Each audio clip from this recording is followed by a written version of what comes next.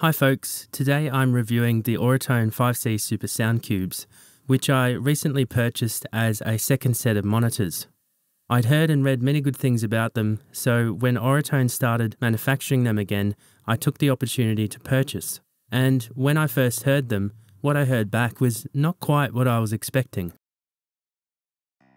The Auratone 5C Super Sound Cube started its journey in the humble surroundings of company founder Jack Wilson's garage more than 50 years ago in Chula Vista, California. The limited range speakers started appearing in studios during the 1960s and were quickly adopted as a reliable representation of worst-case scenario lo-fi systems capable of showing the engineer how his mix might sound out in the real world.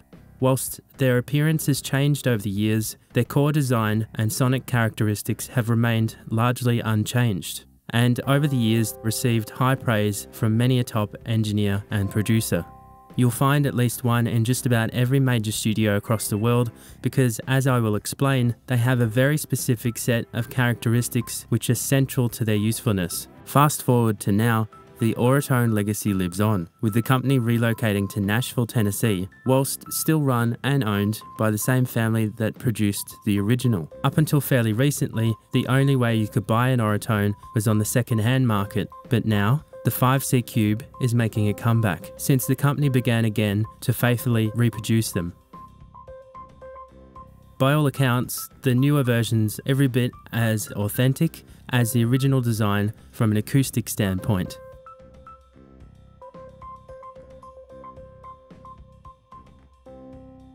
Shipping was quite fast, and I received my brand new Auratones about 2 weeks after placing the order for them. The two cubes arrived tightly packaged, facing each other, in a box that will come in handy in the future when I decide to take my Auratones to the studio that I'm working in, as their size makes them easily portable. Each 5C cube features a single paper cone driver in an enclosed cabinet. The single cone contributes to the absence of any comb filtering issues that are inherent in other 2- or 3-way monitor designs that employ crossover filters for each speaker. Being an unported design, the Auratone, like the Yamaha NS10s, features a waterfall plot steeper than the Niagara Falls, resulting in a sound that is extremely uncoloured and free of nasty resonances that smear our perception of tone or time-based effects. The 5C is not 100% flat, as you can see, but they do have a useful tonal sweet spot that, once strayed from, the Auratones will inform you that you are mixing either too dark or too bright. In my opinion, no Auratone clone has successfully replicated all of the aforementioned valuable characteristics that the Auratone became known for. Some designs try to improve on the original 5C by extending the frequency range, but I feel that this defeats the purpose, as their real strength is their mid-range focus. Cheaper clones can also produce resonances that smear the sound, so whilst they might sound better than the original from a spectral standpoint, they're not really telling you the whole truth and nothing but.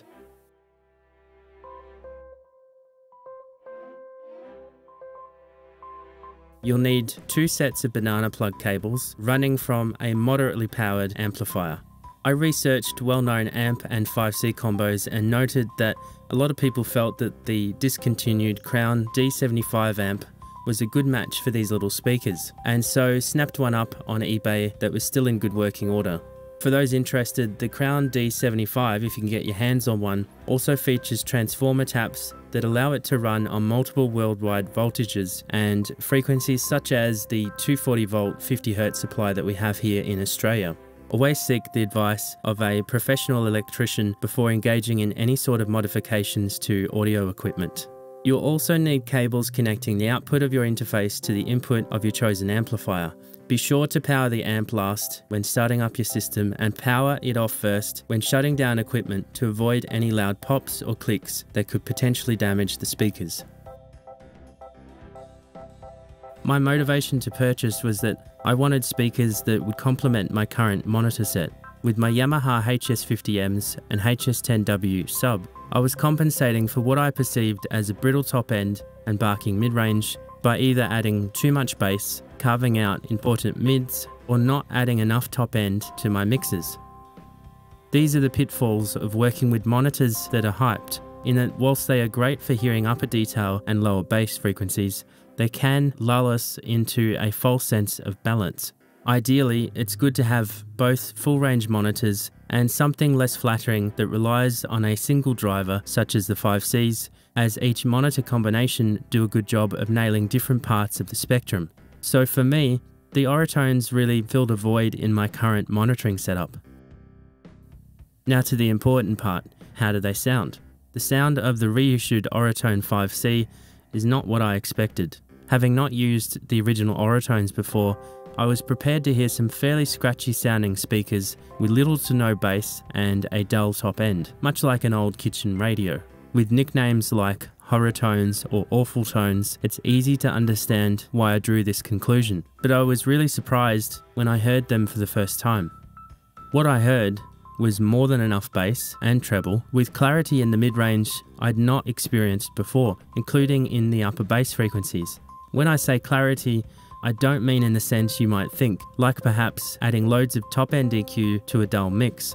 Rather, the sense of clarity is a result of the fast transient response of these paper cones to changing frequencies, which allowed me to hear more of what was happening in between the notes being played.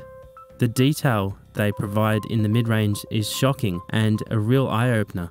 You can really hear elements in the mix as they are. Nothing more, nothing less. No hype or colour to cloud your listening experience. The 5Cs have a great mid-range focus with a tight, punchy, dynamic, uncoloured sound that is very revealing and accurate.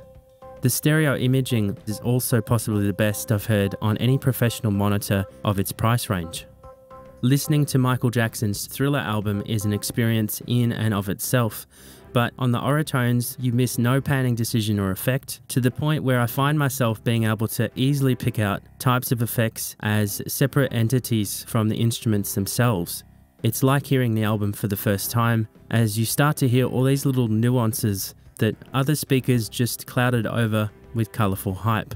I'd compare it closely to the experience of hearing an acoustically treated room for the first time after spending years working in one that was not treated, in a similar way that the sound becomes dry and more detailed. What are they like to mix through?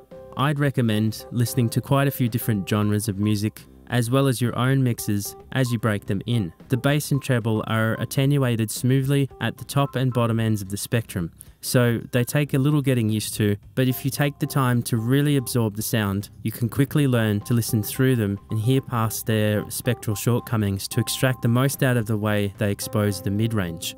The mid-range is by far the most important part of any mix, as it's an essential component for mix translation to other sound systems. Not all sound systems, be they large or small, consumer or professional, expensive or cheap, have shimmering highs and thumping lows, but they all do have mid-range in common, which is why it's so critical to get that right. What the Auratones also excel at is setting instrument levels. There's only so much space to go around in a mix, and they'll let you know when it's getting crowded or whether the important elements, such as bass, kick, snare, lead vocals, are either too loud or too soft or being masked. Whilst they can't monitor much below 100 Hz, they do start to break up and distort if your mix is carrying too much low end relative to the mids and highs, and so serve as a good means of determining how much sub-bass you can get away with, which you can later fine-tune on your full-range speakers. The Auratones don't produce a huge amount of volume, but they do tend to produce more detail in the mid-range when listening to these lower levels than when being driven harder, which means that you can mix with them for hours without fatiguing your ears or losing detail. Best uses: low-level critical listening, working long hours, low ear fatigue, exposing mid-range clutter, determining instrument levels, crafting time-based effects, carving out mid-range detail, translating mixes to other speakers, and determining how much sub or low bass you can get away with. As long as you understand that you're not buying monitors that will give you loads of sub bass or a pristine top end, there shouldn't really be any unwanted surprises. You will need to factor in the cost of an amplifier to run them, as they are a passive design, but anything rated at or above 70 watts will be able to handle them easily. I would have liked to have had the option to use an XLR or TRS connection to bring them up to the modern day. However, the banana plugs are easy to find at most electrical retailers. The stick-on pads that adhere to the bottom do seem a cheap solution to the consideration of mechanical isolation, but these little guys are not pumping out the type of bass that will send huge vibrations through your desk or meter bridge, so the actual need for mechanical isolation is relatively low, and they do seem to work rather well.